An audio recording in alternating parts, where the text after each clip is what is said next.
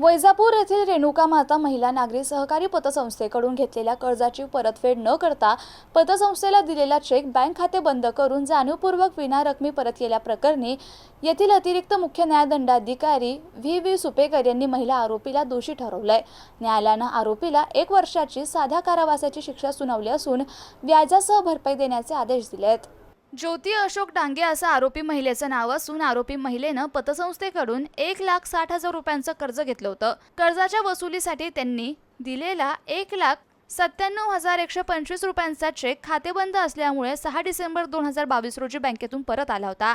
न्यायालयानं आरोपीला 1 वर्षाचा साधा कारावास सुनावलाय। तसेच चेकची मूळ रक्कम 1,97,125 आणि वार्षिक व्याजासह 9% पतसंस्थेला महिनाभराच्या आत देण्याचे आदेश दिलेत। ही रक्कम न दिल्यास आणखी 2 महिन्यांची अतिरिक्त शिक्षा भोगावी लागेल। पतसंस्थेच्या वतीने ॲडव्होकेट शिवप्रसाद एम आवटी यांनी काम पाहिलं।